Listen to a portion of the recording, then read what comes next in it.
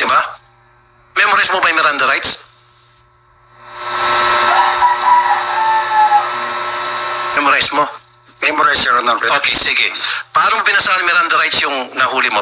Pwede ba ano sa amin? Kung memorize mo Miranda rights? Sige, pakibasa. Kunyari, binabasa mo yung nahuli mo sa legitimate operation ng mga baril.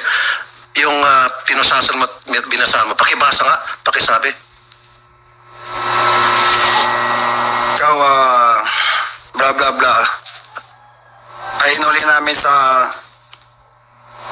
isa ng warrant of arrest na ini-issue ng korting ito. Ikaw ay may karapatang manahimik. Ano man ang iyong sasabihin ay maaaring gamitin sa iyo sa korte. Hindi ko nakabisado iba, sir. Hindi mo kabisado. Naging sarhento ka, hindi mo nakabisado. Dapat kabisado may Miranda rights. Hanggang ngayon, hindi pa rin po na sasagot yung katanungan ng marami. And I asked this question during the last hearing. Saan ang galing yung 990 kilos na shabu? Ito po ba ay savings? Peter Gular, Patrolman Hasan Kalaw, Ines Carolino. Take your seats.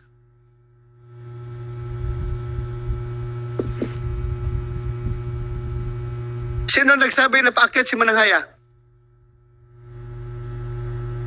Sino nagsabi? Ikaw?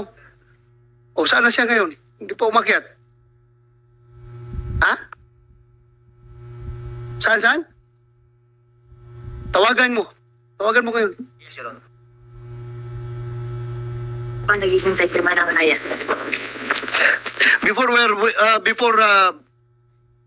Habang hinihintay natin yung iba, Senator Robinson Padilla, you want to deliver your opening statement? Senator Tulfo, you want to deliver your opening statement? Thank you, Mr. Chair. Right, yeah, thank you. Good morning, Mr. Chair. Hanggang ngayon, hindi pa rin po na sasagot yung katanungan ng marami. And I asked this question during the last hearing. Saan ang galing yung 990 kilos na shabu? Ito po ba ay savings? Meaning, tuwing merong nagaganap na raid at may nahuhuling shabu, merong kumukupit, tinatabi. Ito ba ay imported? Hindi pa rin po nasasagot. And Your Honor, maybe we can ask Mayo. Mayo, Saan galing ito? since ikaw po ay ikaw yung may-ari ng lending company Yes. na kung saan nahuli yung mga drugs, saan nang galing to?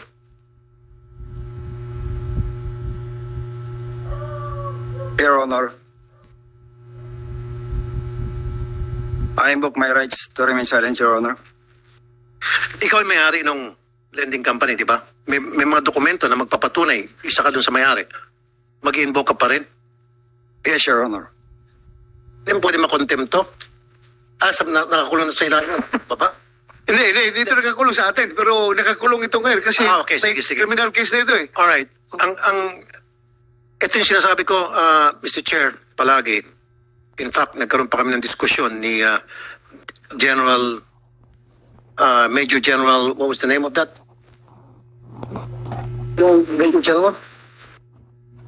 Major General Domingo, na dapat tuwing magkaroon ng raid, nandun agad yung mga witnesses, barangay, media, hindi naman necessarily sasama sa raid. Ang sa akin, nasa area lang, when the smoke is clear, darating na agad yung mga witness para mag-observe dun sa proseso ng inventory and all. Ang nangyari, Mr. Chair, dumarating na lang yung mga witness after 30 minutes or an hour. Yung 30 minutes na yun, 1 hour, marami na pong pwede mangyari doon. Yun ang sinasabi ko siguro, dudukot sila at tatabi. So, maaring savings or maaring imported or merong laboratory dito na pinanggalingan noon. Ano bang yung may-ari itong shabu? Chinese? Ano ba to? Vietnamese? Anong nationality may-ari nito? Your Honor, I invoke my right to remain silent. Pero kilala mo ito, yung may-ari ng shabu. Sarge, No, Your Honor. hindi mo kilala? No, Okay. Your Honor. So kung hindi mo kilala, paano napunta yung shabu doon sa pag-aari mong building kung hindi mo siya kilala? May I consult my Okay, lawyer, fine. Your Honor? Sige, pakikonsulta lang. Sige.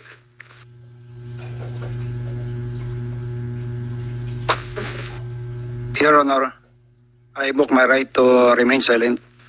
Kala ko may sasabihin ka na eh. So, naging ka ng rights. Okay. Kasi nga, Sergeant Mayo, sabi mo hindi mo kakilala. So kung hindi mo kakilala, bakit nagkaroon ka ng pagkarami-raming shabu doon sa building na pag-aari mo? Kailan mo ba nirent yung building na yon? Matatanda mo ba? Give me a year. 2 years ago, 3 years ago?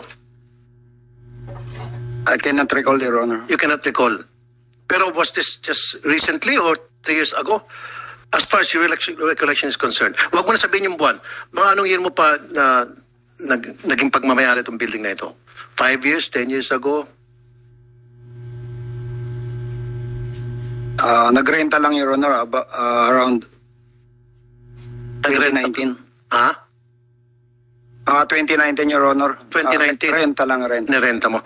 Patatanda mo pa kung sino yung landlord nitong nirentahan mong office na kung saan nakitaan ng mga shabu? Yung may-ari, yung landlord mo? May I consult with my Of course. Sige.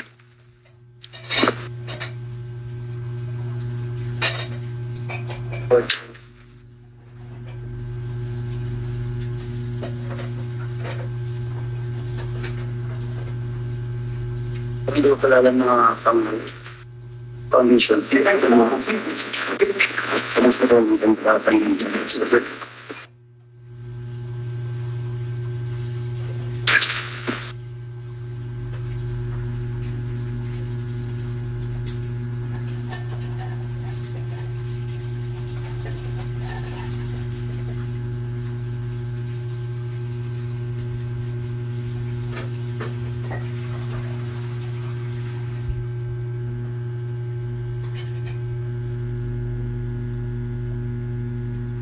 Bilis-bilisan mo yung pag-advise mo, attorney, at naubos yung oras natin dito. Sige. Your Honor, hindi ko po maalala kung sino yung exact na nakausap po doon, pero ito'y pag-aari ng isang foundation. Okay, sinong may hawak ng susi pag wala ka? Yung pwedeng pumasok doon, lumabas, ayusin yung opisina, maglinis, kanon. Aside from you. Nea Tadero, Your Honor. Si Atadero, siya nakapaglinis doon. So, wala bang CCTV doon sa kwarto? Tan, Your Honor. So, nung pagkakaroon ng shabu doon sa loob ng building, nasabi mo si Atadero ang nakalabas-masok bukod sa'yo. So, I'm sure hindi mo aminin na ikaw nagpasok ng shabu. Definitely, sabi mo you'll invoke your rights to self-incrimination, against self-incrimination. So, hindi ko natatanong yon. So, ang tanong ko, so, maaaring si Atadero ang nagpasok ng shabu nung wala ka. I invoke my right to remain silent, Your Honor. Hindi nga, Sargento, di ba, sabi mo, si Atadero may hawak ng susi, may access sa susi bukod sa'yo? E di kung hindi ikaw nagpasok at hindi si Atadero, multo ang nagpasok ng mga shabu sa loob ng building na nirentahan mo. Your Honor, I invoke my right to remain silent. Okay.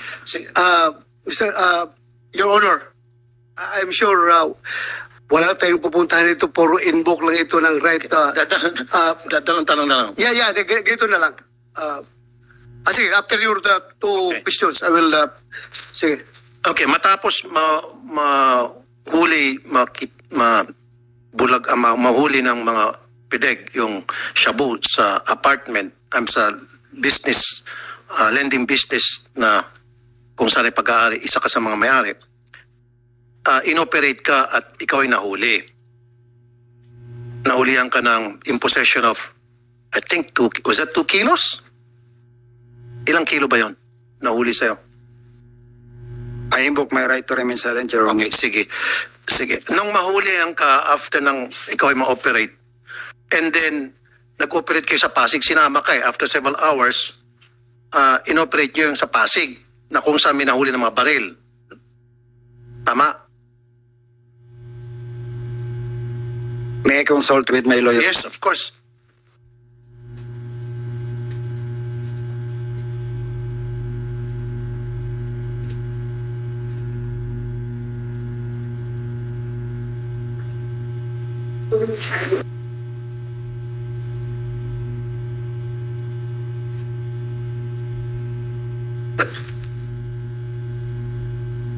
Your Honor,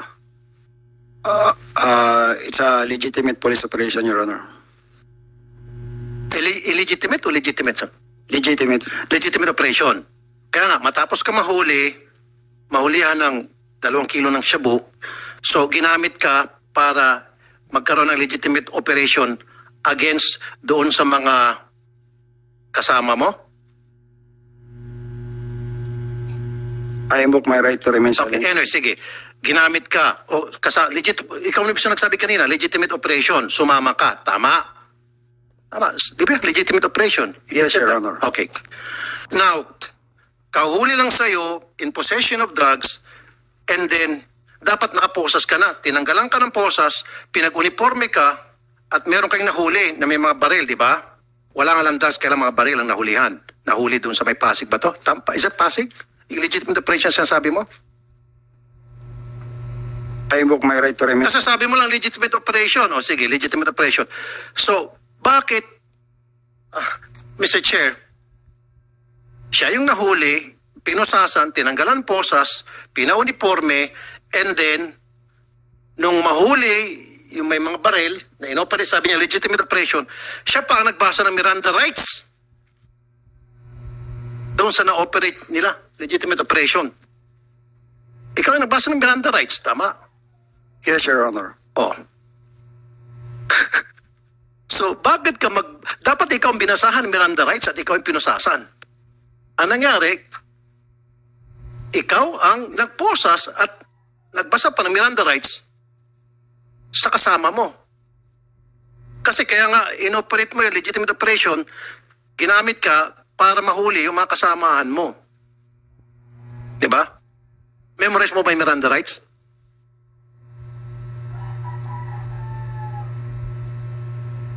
Memorize mo? Memorize, Your Honor. Okay, sige. Paano mo binasahan ng Miranda rights yung nahuli mo? Pwede ba sa amin? Kung memorize mo Miranda rights? Sige, pakibasa. Kunyari, binabasa mo yung nahuli mo sa legitimate operation ng mga baril. Yung pinusasan mo, binasahan mo. Pakibasa nga, pakisabi.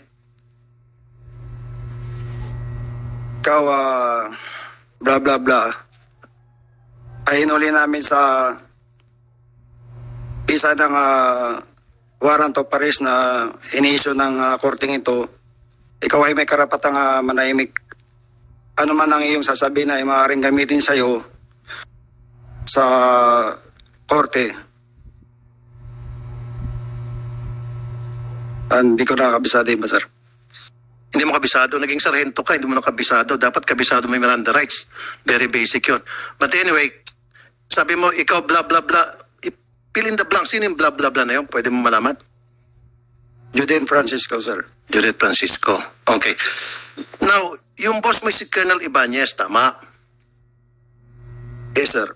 Okay. Yung pagrenta mo ng apartment na sabi mo, hindi mo na maalala kung kailan ka nagrenta doon o kailan ka nag-sign ng kontrata.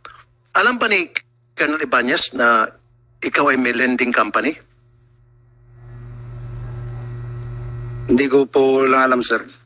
Hindi mo alam. Your Honor, Walang kung alam niya, sir. if I may, tanungin natin si Ibanez. Dito kay si Ibanez. Dito pala. Alam mo, Ibanez, mayroong lending company yung bata mo, yung batang sarado mo. Alam mo ba na may lending company? Honestly, Your Honor, ang alam ko is matagal nang sarado yung lending niya. Ano? Matagal na pong sarado yung lending niya, Your Honor. Pero alam mo na meron siyang lending company. Noon, Your Honor, noon. Alam mo? Ayun, sir, noon pa. Tapos alam mo, matagal nang sarado. Yes po, Your Honor. Pero, Colonel Ibanez, kayo ba ay nakapunta doon sa lending company? Nung bukas pa, nung sa isip mo na bukas pa, nakadalaw ka na po doon? Honestly, Your Honor, hindi ko alam yung address ng lending kwan niya. Ang previous na alam ko is yung sa Tayuman, Your Honor. Hindi, yung lending company na kung saan nahulihan ng... Hindi po, nakita na Your siya. Honor. Hindi mo Kasi alam? matagal ko na pong alam na wala na siyang lending, Your Honor. Hindi, pero alam mo, noon, na meron Kaya siyang alam ko, Your Honor, yung sa Tayuman. Yung sa Tayuman. Yes, Your Honor. Okay, Colonel Ibanez, napakalaking shabu yun. Sobrang dami ng shabu yun, 990 kilos. Kanina tinatanong ko puro invoke rights against self-incrimination. Maybe siguro ikaw hindi mo sabihin yun. So, paano po nakarating yung 990 kilos ng shabu doon po sa building na yun, na pag-aari ni Mayo? Wala po akong